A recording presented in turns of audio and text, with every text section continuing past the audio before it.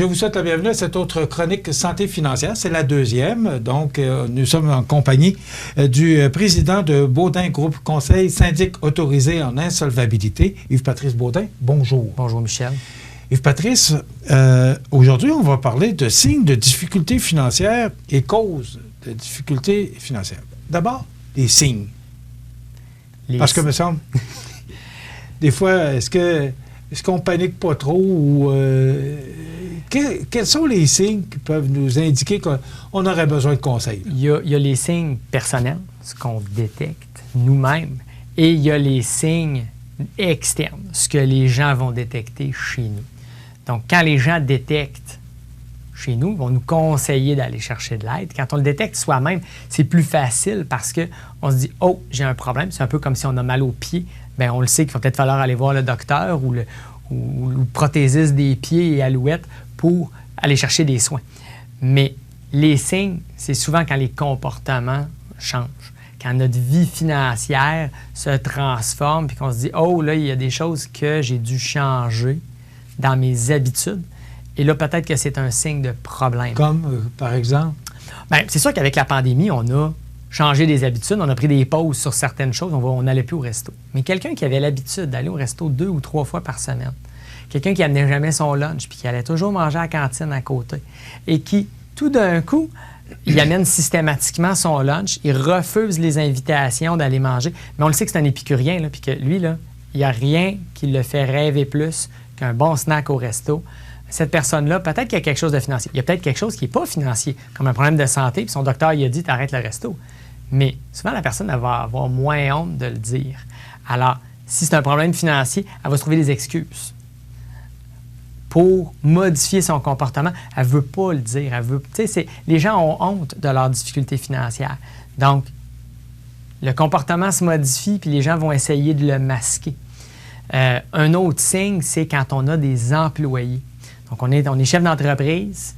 Puis là, je parle vraiment aux entrepreneurs là, qui ont des employés. Si vous remarquez la performance d'un employé qui diminue et que c'est un employé qui est bon, un employé qui travaille bien, qui est avec vous depuis longtemps, ou que vous connaissez la personne depuis longtemps, et que là, la performance, ça prend un coup, puis que ça descend.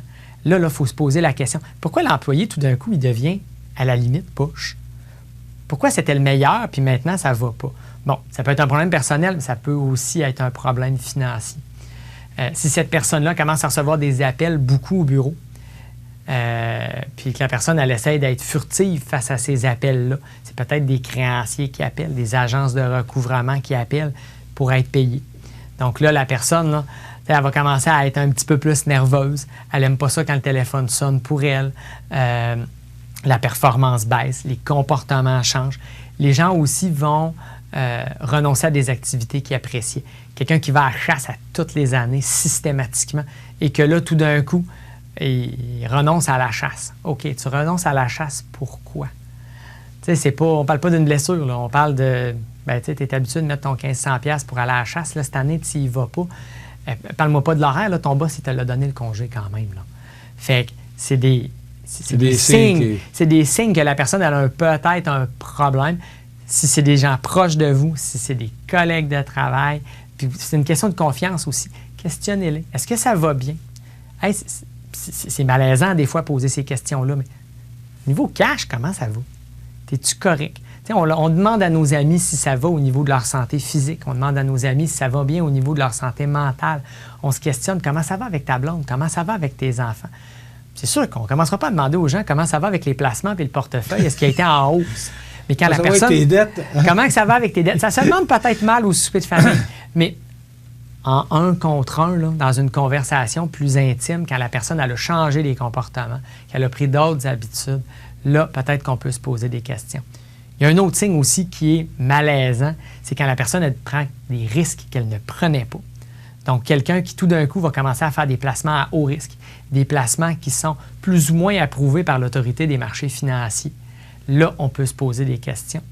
Les conseillers financiers aussi peuvent se poser des questions par rapport à leurs clients qui viennent les voir et qui disent « Ah là, il faut que tu retires mes REER. Là. » Pourquoi tirer des REER? Tu as un projet? Vas-tu faire un rap pour acheter une propriété? Tu vas payer de l'impôt si tu retires tes REER. Ah, mais là, j'ai des dettes à payer. OK, wow, second d'accord. peut-être que ça vaut la peine de prendre le téléphone, appeler un syndic autorisé en insolvabilité. Là, on peut regarder, est-ce qu'il y a une solution sans toucher au REER? Est-ce qu'il y a une solution où on va toucher au REER? Les REER peuvent être un outil pour désendetter les gens, pour exécuter une proposition de consommateur. Donc, il y a moyen d'utiliser un actif. Mais si la personne, elle arrive et qu'elle veut juste le liquider, là, puis qu'elle est en panique, là, on prend une pause, on prend le téléphone, on appelle un syndic autorisé en insolvabilité parce que, justement, c'est nous qui est capable de voir est-ce que c'est une bonne idée ou pas. On ne veut pas que les gens se retrouvent à prendre des mauvaises décisions face à leurs actifs, puis être pris quand même avec des dettes après ou des nouvelles dettes en plus, puis pas avoir réglé le problème de manière complète. On vient de parler de signes. Oui. Mais vous parlez de causes aussi, parce qu'il y a des causes aux difficultés financières Exactement. qui sont importantes. Là. Ben, les causes, elles sont nombreuses, aussi nombreuses que l'humanité est nombreuse. Il n'y a pas deux personnes qui vont vivre une difficulté financière de la même manière. Il n'y a pas deux personnes qui vont réagir de la même manière. C'est pour ça que c'est important d'être allumé à ça. Quand on subit un choc dans notre vie, peu importe le choc, c'est important de faire un bilan financier. Donc, une séparation, une perte d'emploi, une nouvelle job aussi, parce que la nouvelle job ne donnera peut-être pas le même salaire, peut-être pas les mêmes avantages sociaux. Donc, c'est important de faire un bilan. Si on se rend compte que ça va poser un stress financier, c'est important de venir consulter. Les autres chocs que les gens vont subir, la maladie, l'invalidité. On vient de passer une pandémie là, qui a causé plusieurs décès. Beaucoup de gens qui ont été malades, qui ont manqué beaucoup de travail, des entreprises qui ont eu de la difficulté, qui ont été fermées temporairement, d'autres de manière permanente. Donc, des pertes d'emploi temporaires et permanentes. À ce moment-là, ça a des conséquences. C'est important de vraiment faire le bilan et de se dire, est-ce que ça a une conséquence sur moi, ce gros changement-là? Et à ce moment-là, prendre acte, aller consulter, venir consulter un syndic autorisé en insolvabilité. C'est certain qu'on est le professionnel désigné pour les dettes, pour régler les problèmes de dette, aider les gens à venir à bout quand ça ne tient plus la route, mais d'aller chercher de l'aide, de consulter, à la limite, demander de l'aide à des gens dans votre famille qui ont des connaissances financières. J'aime pas les rumeurs du village, mais à un moment donné, il vaut peut-être mieux que cette personne-là qui a déjà un peu de connaissances, l'ami notaire, l'ami avocat, l'ami banquier dans la famille, consultez-le, il va probablement vous suggérer d'aller voir un professionnel, puis il va vous aiguiller vers le bon.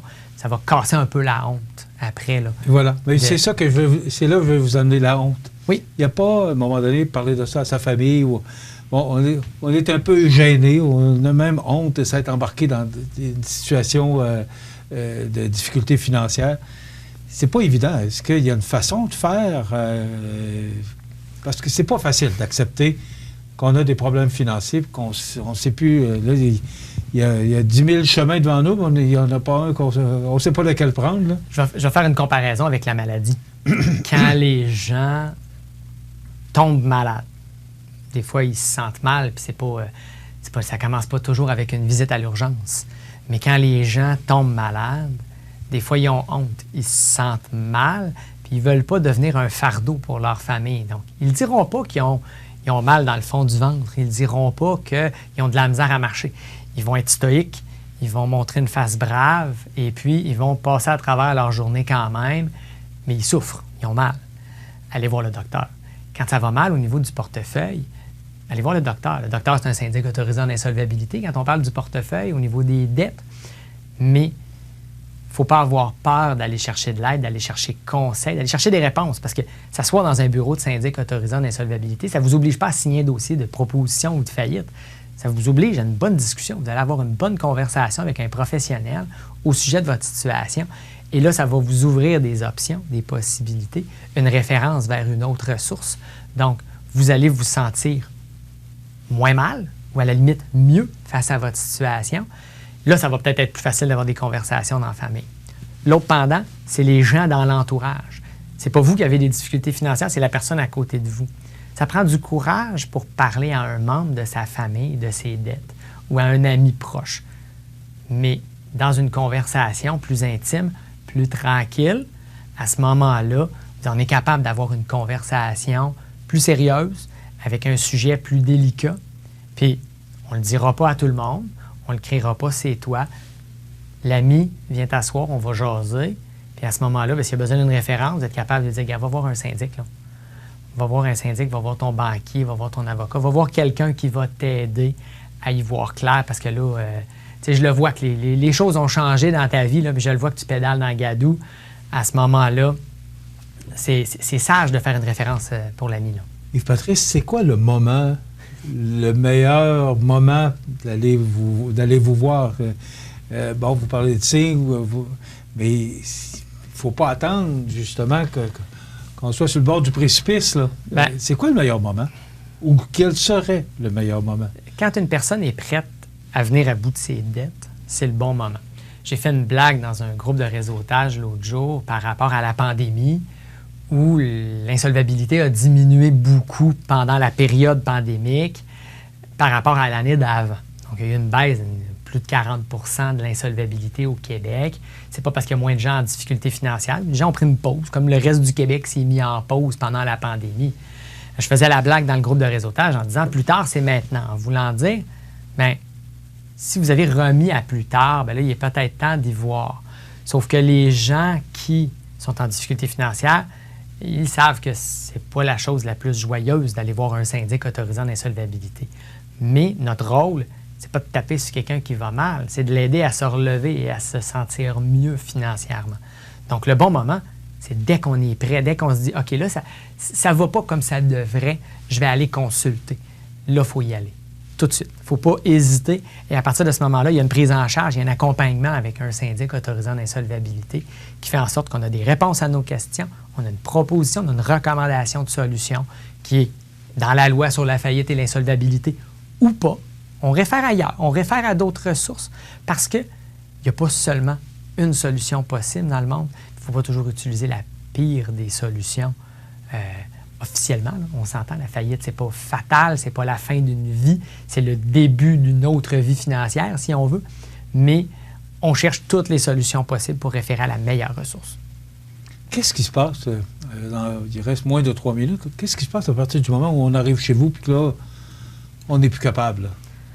Première tâche, pas très compliquée, on met tout sur la table avec le syndic. Donc, moi, je regarde avec les gens leur budget, ce qui rentre, ce qui sort, tout. Pas juste les dépenses de base. J'inclus le cinéma là-dedans. J'inclus les activités de loisirs. J'inclus le resto. Pourquoi? Parce que quand on punit, on ne réussit pas. Donc, l'insolvabilité, une démarche avec un syndic, c'est une solution pour se libérer. Ce n'est pas une solution pour être puni. Donc, on aide les gens à avoir une vie le plus normale possible.